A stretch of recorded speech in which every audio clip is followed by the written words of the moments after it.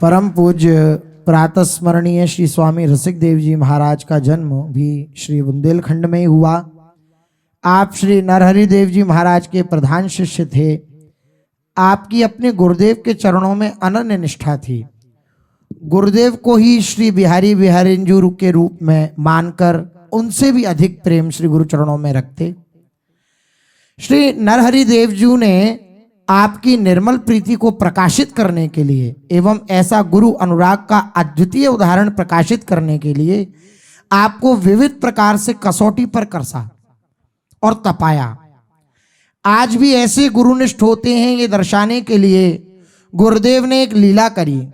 अपने द्वितीय शिष्य श्री केशव दास जी को नरहरि देव जी ने कहा कि हमें रसिक दास जी की परीक्षा लेनी है, तो इन्हें तरह तरह से उद्वेग उत्पन्न करो, इन्हें हमारे प्रति किसी भी तरह से निष्ठा में कमी आए ऐसी कुछ परिस्थिति प्रकट करो, और इसमें तुम्हारी भी परीक्षा है। श्री केशव दास जी ने कहा, गुरुदेव वैसे तो रसिक दास जी आपको अपने प्राणों से भी अधिक प्रेम करते हैं, किसी भी परिस्थिति में उनकी निष्ठा रंच मात्र भी नहीं डिगने वाली है, फिर भी अगर आपकी आज्ञा है तो मेरे लिए यही सर्वोपरि है। श्री केशव दास जी ने अब ज्येष्ठ गुरु भाई श्री रसिक दास जी को अनेक प्रकार से दोष निकालने प्रारंभ कर दिए, पर रसिक दास जी सब उदासीनता पूर्वक सहन करते। केशव दास जी प्रतिदिन गुरुदेव से नई नई शिकायत लेकर आते। गुरुदेव भी रसिक दास जी को ही फटकारते, पर रसिक दास जी गर्दन नीचे किए रहते, एक शब्द भी उल्टा नहीं बोलते, सब हाथ जोड़ करके सुनते रहते। एक दिन तो गुरुदेव ने ऐसा कह दिया रसिक दास जी को डांटते हुए, और बोले, तुम हमारे शिष्य ही कहलाने योग्य नहीं हो जाओ, हम तुम्हारा त्याग करते हैं। तुम हमारे शिष्य कहलाने योग्य नहीं हो, हम तुम्हारा त्याग करते हैं। अब हमें कभी मुख नहीं दिखाना, अपना आसन उठाओ और स्थान से बाहर चले आओ। यह बात सुनकर तो रसिक दास जी पर मानो वज्राघात हो गया हो। अविरल अश्रु प्रभा पर मुख से कुछ नहीं बोले। गुरु आज्ञा को मानकर के स्थान छोड़कर श्री यमुना पुलिन पर आकर रज में रुदन करने लगे। कभी मूर्छित हो जाते, कभी व्याकुल होकर हा गुरुदेव ऐसा पुकारने लगते। संध्या के समय उनके एक गृहस्थ गुरु भाई वहां आए और उनकी ऐसी दशा को देखकर सोचने लगे कि ये कहीं प्राण विसर्जन ना कर दें। वे उन्हें प्रार्थना पूर्वक अपने घर ले आए। श्री रसिक दास जी ने उन गुरु भाई से प्रार्थना करी कि भैया आप मुझ पर एक कृपा कर दो, मैं गुरुदेव और उनकी सेवा के बिना नहीं जी सकता। आप कल जब गुरुदेव को प्रणाम करने जाओ तो गुरुदेव के वस्त्रों को विनय करके ले आना और हमारा नाम ना लेकर आना। आप वस्त्रों को अमनिया करने की रोज सेवा स्वयं मांगना। गृहस्थ ने अगले दिन ऐसे ही प्रार्थना श्री नरहरि देव जी के चरणों में करी। गुरुदेव ने प्रार्थना स्वीकार करी और वह वस्त्र लेकर के आए। अचला गुदरी ये सब रसिक दास जी को दे दी। जब वे उन वस्त्रों को लेकर श्री रसिक दास जी के समीप आए तो मानो रसिक दास जी को नया जीवन मिल गया हो। वे बार बार उन वस्त्रों को कभी शीश पर कभी नेत्रों पर लगाते, बार बार उनकी दंडवत परिक्रमा करते। रसिक दास जी ने अत्यंत भाव में भरकर गुरुदेव के वस्त्र अमनिया किए और फिर उनकी तय घड़ी लगा करके अपने गुरु भाई को दिए। वे गृहस्थ भक्त उन वस्त्रों को लेकर जब गुरुदेव के समीप आए तो गुरुदेव वस्त्रों को स्पर्श करते ही जान गए कि ये सेवा इस गृहस्थ ने नहीं करी, ये रसिक दास जी ने करी है। वे अंदर से तो बड़े प्रसन्न हुए, लेकिन बाहर से क्रोधित होकर बोले, ये सेवा तुम्हारी नहीं है, हो ना हो ये रसिक दास का ही काम है। उसे बोलना हमारी आज्ञा है, तुरंत वृंदावन का त्याग कर दे, हम उसकी कोई सेवा नहीं चाहिए। यह सुनकर सब संतों, रसिकों और रसिक दास जी के गुरु भाइयों के हृदय में अपार कष्ट हुआ। उस समय रसिक दास जी के साथ उनके 4 शिष्य और भी थे, उनको भी स्थान से निकाल दिया गया। अब रसिक दास जी अपार वेदना से भर गए और गुरु आज्ञा का तुरंत पालन करते हुए वृंदावन का परित्याग करके अपने शिष्य जुगलदास, विलासदास आदि के साथ मथुरा आ गए। वहां पर भी एक गृहस्थ वैष्णव ने उनको प्रार्थना करके अपने आवास पर रहने की प्रार्थना की और कहा कि ब्रज क्षेत्र में आप रहेंगे तो कभी ना कभी गुरुदेव आपको अपने पास बुला ही लेंगे। रसिकदास जी अब मथुरा में रहने लगे। वहां पर रसिकदास जी के प्रभाव को देखते हुए भक्त वैष्णवजन उनके पास आने जाने लगे। फिर कुछ भेंट आदि दक्षिणा आदि चढ़ने लगी। तो रसिकदास जी ने मथुरा के ही एक स्वर्णकार को प्रार्थना की, जो उनका गुरु भाई था, कि ये सब धन न्यौछावर गुरुदेव के चरणों में समर्पित कराया करो। जब गुरुदेव श्री नरहरि देव जी ने रोज भेंट आते देखी तो सत्य पूछा। तब उन्हें पता लगा कि रसिकदास जी ने ही भिजवाई है। तब उसे सुनार को डांटते हुए बोले, जाओ और तुरंत रसिकदास से कहो कि मथुरा भी छोड़कर चला जाए। यह आज्ञा जब रसिकदास जी को पता चली तो धड़ाम से मूर्छित हो गए और गिर पड़े। अब उन्हें कोई आशा नहीं दिख रही थी, पर आज्ञा का तुरंत पालन करते हुए वे मथुरा से बुंदेलखंड के गांव में रहने लगे। शरीर बिल्कुल कृश हो गया। सारा दिन विरह में हा गुरुदेव रटते रहते। जब कोई भक्त वैष्णव उनसे मिलने आते तो वे कहते, हम तो अपराधी हैं, हमारे मुख देखने से आपको भी गुरुद्रोह का अपराध लग जाएगा, आप अपना भजन कीजिए। इस विरह वेदना को निरंतर बढ़ता देख रसिकदास जी के शिष्य बड़े व्याकुल हुए। एक दिन रसिकदास जी ने अपने शिष्य जुगलदास से कहा कि तुम मेरे इस कष्ट को दूर करने के लिए कृपा कर दो, तुम वृंदावन चले जाओ और गुरुदेव की सेवा में रहो। इतना काल व्यतीत हो गया, गुरुदेव की कोई सूचना नहीं मिली, तुम वहां जाकर पत्र से गुरुदेव का कुशल क्षेम बता दिया करना। जुगलदास जी बोले, पर हमें तो वहां से निकाल दिया गया है, वहां अब हमको भी कहां रहने देंगे। रसिकदास जी ने तुरंत युक्ति सोची और बोले कि मैं तुम्हें एक उपाय बताता हूं, तुम वहां जाकर संतों की सभा में जाकर कह देना कि मैंने अपने गुरु श्री रसिक देव जी का त्याग कर दिया है, अब मैं अपने दादा गुरु श्री नरहरि देव जी के ही को गुरु मानता हूं। मैं ये बात शपथ खाकर कहता हूं, यदि मैं असत्य बोलूं तो मुझे 7 जन्मों तक श्री वृंदावन की रज प्राप्त ना हो। यह बात सुनकर रसिकदास जी के शिष्य जो जुगलदास जी थे, उनके कष्ट की सीमा नहीं रही। व्यापार अंधकार को देख रहे थे, मुख से शब्द नहीं निकल रहे थे। हाय, ये कैसी विचित्र हृदय विदारक परिस्थिति आन खड़ी हुई। कुछ नहीं सूझता, एक और गुरुदेव की पीड़ा और दूसरी ओर यह असत्य प्रलाप। पर गुरुदेव के कष्ट को निवारण करने के लिए मुझे अनंत जन्मों तक भी नरक या उससे भी बढ़कर कष्ट मिले, ये गुरुदेव का विरह भोगना पड़े तो भी क्या, मेरे लिए गुरुदेव सर्वोपरि हैं। मेरे गुरुदेव को तो कुछ सुख सांत्वना मिल जाएगी मेरे वृंदावन जाने से, तो कोई बात नहीं। जुगलदास जी ने ऐसा ही किया। वृंदावन आकर जब संतों के सन्मुख यह घोषणा की तो सब स्तब्ध रह गए, किंतु नरहरि देव जी तो सब जानते थे। वे मन ही मन अपने शिष्य और प्रशिष्य की गुरु निष्ठा पर अभिभूत हो रहे थे। कुछ समय बीतने पर रसिकदास जी को सूचना मिली कि श्री सद्गुरुदेव भगवान श्री नरहरि दास जी बुंदेलखंड पधार रहे हैं। पर हाय, मैं भागा तो यहां भी कहां उनका दर्शन कर पाऊंगा। श्री नरहरि देव जी एक गांव में आकर अपने शिष्यों और संतों सहित रुके। आसपास के क्षेत्र के सभी जन दर्शन को जाने लगे। ग्रामवासियों ने श्री रसिकदास जी से भी चलने की प्रार्थना करी तो वे रोने लगे और कहने लगे कि गुरुदेव को यदि मेरा मुख दिखा तो उन्हें कष्ट होगा, मैंने उन्हें कभी सुख नहीं दिया। भैया, आप ही उनकी कुशल क्षेम हमें बता देना। रसिक देव जी निरंतर गुरुदेव के चिंतन में डूबे रहते थे। एक दिन जहां गुरुदेव रुके हुए थे वहां रात्रि में सेवकों ने श्री नरहरि देव जी को गलती से बहुत गर्म दूध पिला दिया। गुरुदेव तो नित्य लीला में तल्लीन थे, लाल लल्ला को लाड़ लड़ा रहे थे भावना में, उन्होंने वे दूध पी लिया। ये घटना जब हुई तो यहाँ रसिक देव जी गुरुदेव के चिंतन में थे। उनके मुख और जिह्वा पर उस गर्म दूध के प्रभाव से जो गुरुदेव को पिलाया गया था उसके प्रभाव से छाले पड़ गए, मुख लाल हो गया।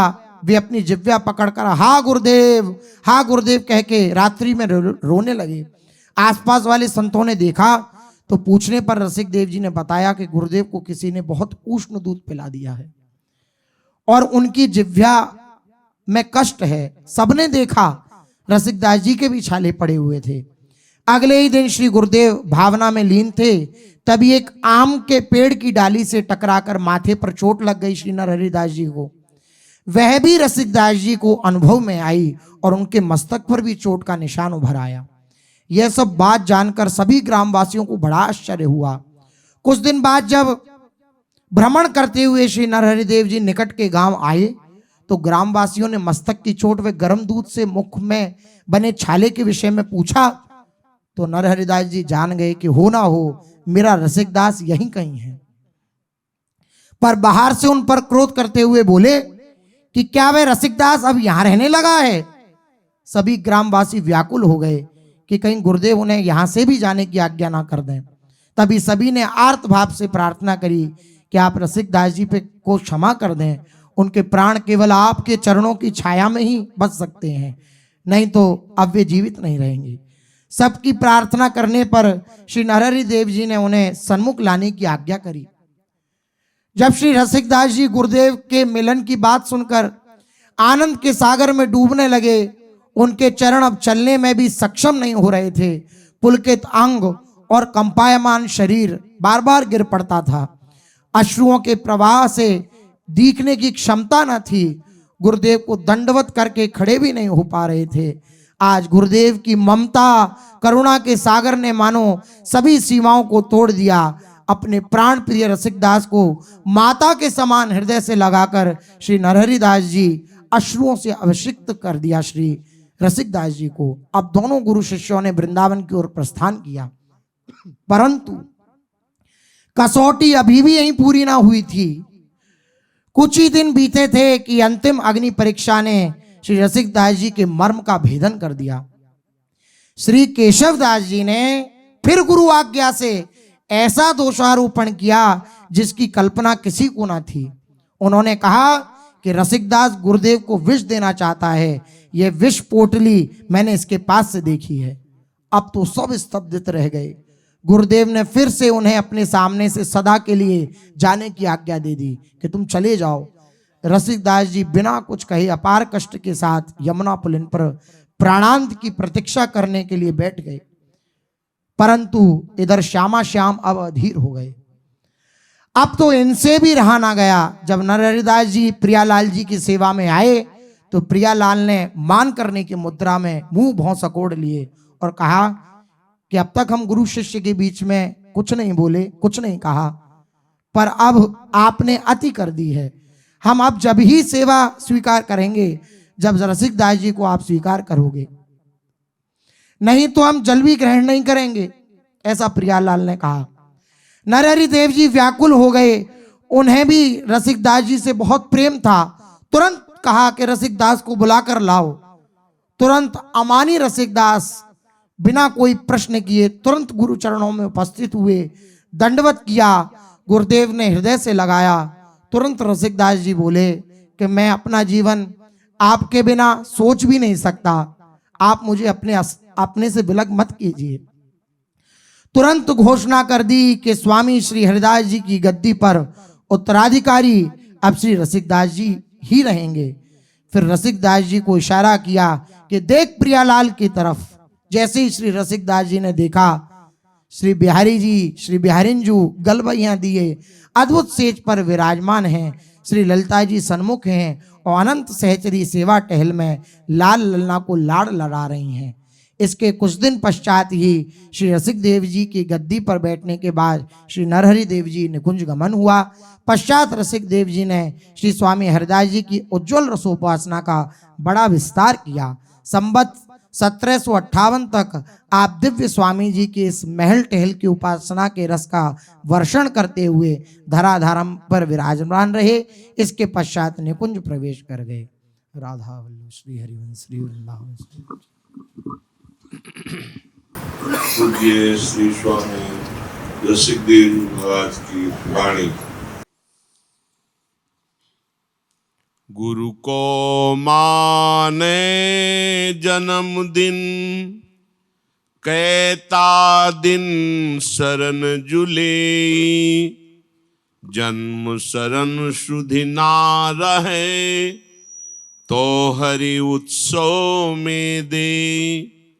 शरणागत उपासक अपना कोई और उत्सव न मनावे, या गुरु का जन्मदिन का उत्सव मनाए, या जिस दिन गुरु ने आपको शरणागति दी है, गुरु मंत्र दिया है, वो उत्सव मनावे। यदि गुरु के जन्मदिन का पता ना हो या अपने शरणागति की तिथि तारीख का पता ना हो तो हरि का उत्सव मनावे, अपना कोई सांसारिक जन्मदिन ना मनावे। ये भागवतिक वैष्णवों को आदेश है। सांसारिक तिथि नहीं मनानी चाहिए, जो बर्थडे अपने लोगों को नहीं। या तो गुरु के जन्म उत्सव को मनावे, या गुरु ने जिस दिन अपने को मंत्र दिया है उसका उत्सव मनावे। अगर ये तिथि तारीखें याद नहीं तो हरि उत्सव मनावे, सांसारिक उत्सव ना मनावे। छोड़ी अविद्या जीव तू शेष विद्या नित्य, कोई बैरो नाहिन तेरो सबे देखियत मित्र। ऐ वैष्णोजन, अविद्या को त्याग दो। अविद्या मैं मेरी तय तेरी। यहाँ कोई शत्रु नहीं है, कोई बैरी नहीं, सब में मेरा प्रीतम ही रमा हुआ है। ये माया के कारण हमको अपना प्रीतम ने दिखाई देकर कोई मित्र या कोई बैरी लगता है। सब परम मित्र बिहारी जू ही है। सावधान रहो। अपने भगवत भाव की बातें इष्ट संबंधी तो कर लो, किसी भी प्रेमी से बात कर लो, इष्ट संबंधी भाव। लेकिन अपना जो इष्ट से संबंध है, आपसे जो पर्सनल इष्ट का प्यार है या इष्ट की तरफ से प्यार मिलता है, उसको कभी मत कहो, नहीं तो उसमें अंतर पड़ जाएगा। भावता की बात को ज्यों भावे त्यों भाखी, जाको कहिए समझिबो तासो अंतर राखी। जो अपने इष्ट संबंधी प्रेम भाव है वो तो वर्णन करो प्रेमी जनों के बीच में, लेकिन जो इष्ट से संबंध है, जो केवल गुरुदेव ने दिया है, समझाया है, उसे गुप्त रख लो, उसे अंतर बना के रखो, उसे किसी से मत बताओ।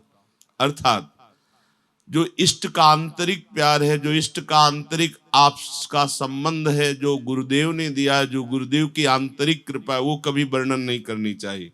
बाहरी भाव की बातें, भगवत भाव की बातें, प्रेम भाव की बातें करें, लेकिन जो समझने के लिए जो अंतर संबंध है उसको कभी प्रकट न करे उपासक। श्री रसिक देव जी महाराज, बिहारी जी से ऐसे प्रेम करो कि उनके गले पड़ जाओ, किसी भी स्थिति में मत छोड़ना। श्याम हो तुम्हारे गरे परो, जो बीती तुम ही सो बीती, मन माने सुकरो। श्याम हो तुम्हारे गरे परो। हे बिहारी जू, अब तो हम तुम्हारे गले पड़ गए। जो भी हो रहा है वो आपकी कृपा से हो रहा है। अब जैसा भी आगे होगा सब आपकी कृपा से होगा। जो मन भावे सो करो। अब तुम्हें हम छोड़ने वाले नहीं, हम तो तुम्हारे गले पड़ गए। करी अनीति कछु मिति नाही, नख सिख दोष भरो। हे प्रभु, मैंने तो सदैव अनीति ही की, गलती ही की, और गलतियों की कोई गिनती नहीं, मिति नहीं। मैं नख से सिख तक दोष भरा हुआ हूं। मोतन चितय आप तन चितो, अपने बिरद ढरो। हमारी तरफ देखो मैं कितना नीच हूं, पर आप अपनी तरफ भी देख लो कि आप कितने उदार हैं। और आपका ये बिरद है, बाना है कि पतितों को पावन करना। तो मैं पतित हूं, आप पावन करने वाले हो। आप अपने बिरद में रहो, मैं तुम्हारे गले पड़ गया हूं। की जय लाज शरण आए, की जिन जिय दोष धरो। प्रभु, अब तो लाज रखो, मैं आपके शरण में आया हूं, आप हमारे दोषों को मत गिनो। नाथ, आपका शरणागत हूं। अब कोई भी बात होगी तो आपकी ही बात होगी, ध्यान रखना। अगर कहीं भी कुछ भी हुआ तो यही कहा जाएगा कि बिहारी जी का दास है। तो अपनी जांग उघारे, सुख सागर तुम ही लाज मरो। अगर हमारा कुछ भी हुआ तो आप ही का होगा, समझ लो, आपका नाम आगे रहेगा। अब तो आपके गले पड़ गए हैं। अगर थोड़ा भी अपनी जांग उघारे तो अपनी इज्जत जाती है। तो आप जान लो हमारा कुछ भी होना आपकी ही इज्जत पे है, क्योंकि हम आपके गले पड़े हैं, आपके शरणागत हैं। बिनती करो काहि हो मिल के, सबको कहत बुरो। नाथ किनसे विनती करूं, कोई मुझे स्वीकार करेगा? सब मुझे बुरा कहते हैं। हे नाथ, श्री रसिक दास की आस करुणानिधि तुम ही ढरो सो ढरो। हे करुणानिधि बिहारी जू, आप ही ढरो, आप ही करुणा करो तो करो, मुझे कोई स्वीकार करने वाला नहीं। श्याम हो तुम्हारे गरे परो। हे बिहारी जू, मैं आपके गले पड़ गया। प्यारी जू तै मोहि मोल लियो, प्यारी जू तै मोहि मोल लियो। तेरी कृपा मदन दल जीत्यो, तेरे जियाए जियो। प्यारी जू तै मोहि मोल लियो। श्री बिहारी जू लाडली जू से कहते हैं, हे प्यारी जू, आपने मुझे खरीद लिया। नीरतन भ्रकुटि बदन अम्बुज मृदु सरसहास मधु बोलन, अति आसक्त लाल अलिलम पट बस कीन्हे बिनु मोलन। बिना मोल के बिक गए बिहारी जू। प्यारी जू से कहते हैं, प्यारी जू तहे मोहि मोल लियो। आहा, तेरी कृपा मदन दल जीत्यो, तेरे जियाए जियो। कौन सी ठौर अपने को मिली है? जिन बिहारी जू की अद्भुत महिमा अखिल ब्रह्मांडों में जैसी हरिवंश प्रताप रूप गुण वैबल श्याम उजागर, वो हमारी प्यारी जू से कैसे कह रहे हैं? प्यारी जू तै मोहि मोल लियो, तेरी कृपा। ओहो, जिनकी कृपा को ऋषि ब्रह्मादि सनकादि याचना करते हैं, वो प्रभु प्यारी जू से कहते, तेरी कृपा मदन दल जीत्यो, तेरो जीवायो जियो। बलिहार, आपके जियाए जी रहा हूं, आपकी ही कृपा को से ही हमने काम की सेना को पराजित किया। उमड़ी सैन महामनमथ की तय अधरामृत दियो। आपके अधरामृत के बल से ही ये विजय प्राप्त की है। श्री रसिक बिहारी कहत दीन होए, धन श्यामाजू को हियो। रसिक बिहारी जी करे, धन्य हो हमारी श्यामाजू की जय हो। श्यामाजू का कितना उदार हृदय है। भाग बड़ो वृंदावन पायो। श्यामाजू की उदार कृपा से बड़ा भाग्य हो गया अब हमारा। हम बड़ भागी हो गए क्योंकि हमें वृंदावन धाम मिला। जारज को सुर नर मुनि वांछित विधि शंकर सिरनायो। भाग बड़ो वृंदावन पायो। जिस रज को भगवान शंकर सनकादि ब्रह्मादि याचना करते हैं, वंदना करते हैं, आज हमको उस रज में वास करने का सौभाग्य मिला। हमारे बड़े भाग्य। भाग बड़ो वृंदावन पायो। बहुतक जुग यारज बिनु बीते, जन्म जन्म डहकायो। भटकता घूम रहा था अनंत योनियों में, मनुष्य शरीर दिया और कृपा करके वृंदावन बुला लिया, वृंदावन का वास दे दिया। बहुतक जुग यारज बिनु बीते, जन्म जन्म डहकायो। सूरज अब कृपा कर दीनी, अभय निशान बजायो। भाग बड़ो वृंदावन पायो। अब रज दे दी, अब तो चौड़ी छाती करके निर्भय होकर बोल रहा हूं कि अब मेरे बड़े भाग्य, मुझे वृंदावन मिला। अब कोई डर नहीं, अभय निशान बजायो। आई मिलो परिवार आपने, हरि हंसी कंठ लगायो। ओहो, ये हमारा परिवार है। लालजू, प्रियाजू, ललिताजू, विशाखाजू, चंपकलताजू, चित्राजू, तुंग विद्याजू, इंद्रलेखाजू, रंग देवीजू, सुदेवीजू, ये हमारे घर के, ये हमारा परिवार है।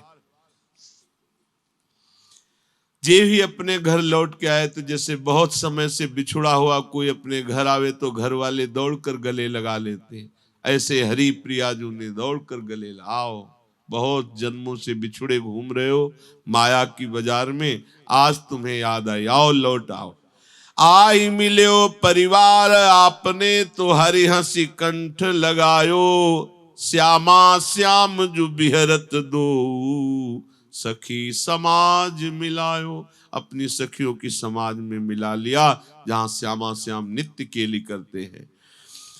शोक संताप करो मत कोई, ये दाव भलो बनियायो, रसिक बिहारी की गति पाई, धनी धनी लोक कहायो। अब कोई शोक मत करो, संताप मत करो, बढ़िया दांव लग गया, मनुष्य जीवन वृंदावन आओ, रसिकों का संग करो, खूब नाम जप करो, बोले दांव बन गया, बढ़िया दांव, ये दांव जीत जाओगे तो जन्म जन्म की बिगड़ी आपकी बन जाएगी।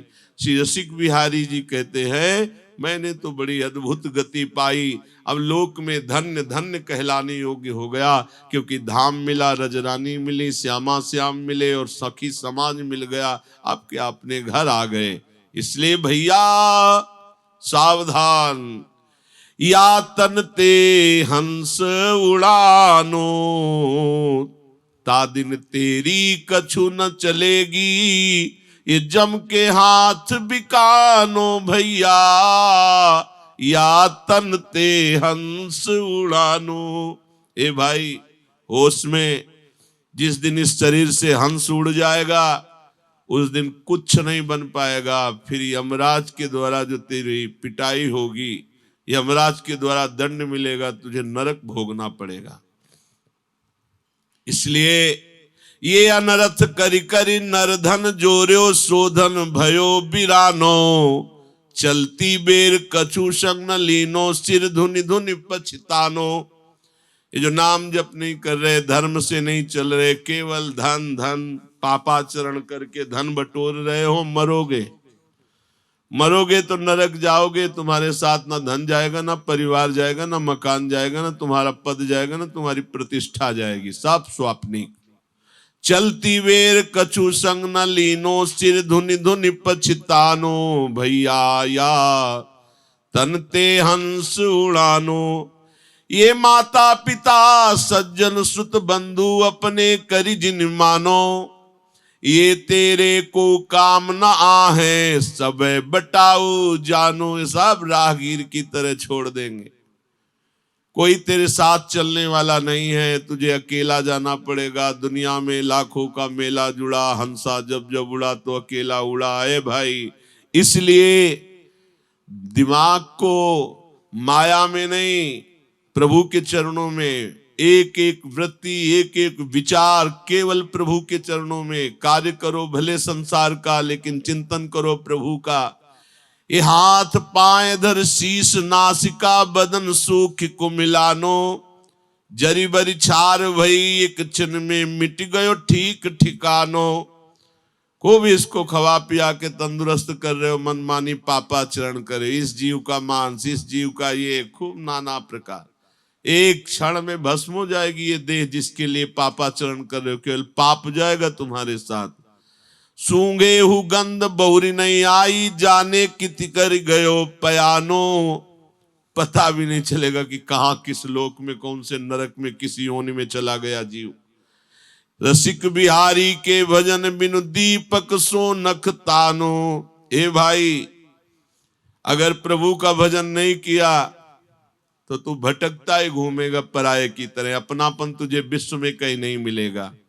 इसलिए मेरी मान जा, ये जन्म मनुष्य का शरीर मिला है, रसिकों का संग करके भजन करो और देखो भजन का प्रताप। मंद मंद गति धरती अवनि पग, श्यामा जो देखत बन शोभा। देखो श्यामा जो पधार रही वृंदावन की कुंज निकुंजों में, भजन बल से दिखाई देगा। खूब नाम जप करो, आश्रित रहो तो दृष्टि प्रदान कर देंगी श्यामा जू। मंद मंद गति धरती अवन पग, श्यामा जू देखत बन शोभा। प्रीतम को गहे हाथ, पाछे निज सखी साथ, चंवर सो भंवर उड़ावती, निकट झुकी आवत सौरभ के लोभा। प्यारी जू के अंग की सुगंध के लिए लोभी भ्रमर आस पास आके मड़राते सखियां चंवर से भ्रमर को हटा रहे हैं। प्यारे जो हाथ पकड़े हुए प्रियाजू का चल रहे। कालिंदी के कुल नाना विधि फूले, फूल राशि कछु कहत बात मंद मुस्क्या चितवत चित शोभा। ओ देखो कैसे बिहारी बिहारिन जो परस्पर मंद मंद मुस्कुराते हुए हाथ में हाथ दिए हुए यमुना के किनारे सुंदर जो कुंज वाटिकाएं खिली हुई उनकी शोभा देखते हुए पहुंच रहे यमुना के पावन तट पर। एक दूसरे से मुस्कुराते हैं, एक दूसरे के चित्त को चुराते हैं। सखियां देखकर आनंद मगन हो रही। फिर श्री रसिक बिहारी रूप जियारी बैठे पुलिन बिछाए दुकुल आनंद के गोभा। सखियों ने वस्त्र बिछाया यमुना जी के पावन तट पर। उसी वस्त्र पर प्रियालाल बैठे रसमयी बातें कर रहे हैं। रसिक बिहारी जी कह रहे ये शोभा का हम पान कर रहे हैं। दूसरी लीला हिंडोरे झूलत तन सुकुमार, पुलक पुलक राधे उर लागत प्रीतम प्राण आधार। हिंडोरे झूलत तन सुकुमार, श्री प्रिया प्रीतम सुकुमार तन हिंडोरा झूल रहे। पुलक पुलक सी प्रियाजू के हृदय से लग रहे हैं। प्रियाजू प्राण आधार सी लालजू के हृदय से लग रहे। अद्भुत झूला की पै भाई बसन सजे मन सिज के उर्वर हार सुधार। सुख में झूलती कुंवरी लाडली रमकत श्याम उदार। जुगल रूप अनुरूप विराजत मनमथ भेद अपार। श्री रसिक बिहारी को सुख निरखति खरे कुंज के द्वार। श्री रसिक बिहारी जी कह रहे कुंज के द्वार में खड़े होकर हम ये प्रिया प्रीतम की अद्भुत सूरत शोभा अद्भुत झूलन लीला का दर्शन कर रहे हैं। श्री बिहारी जू खेलत बसंत, कभी झूलन, कभी यमुना के पावन तट पर, कभी अद्भुत बसंत शोभा। रंग बरी सब सखी विराजति राधे जू रूप लसंत। श्री बिहारी जू खेलत बसंत, फूले जौवन मोर मंजरी अधर पान उलहंत। आयो मदन मनो शयन साज के चंवर चिकुर ढरंत। छूटत मूक झूक सौरभ की नैन गुलाल उड़ंत।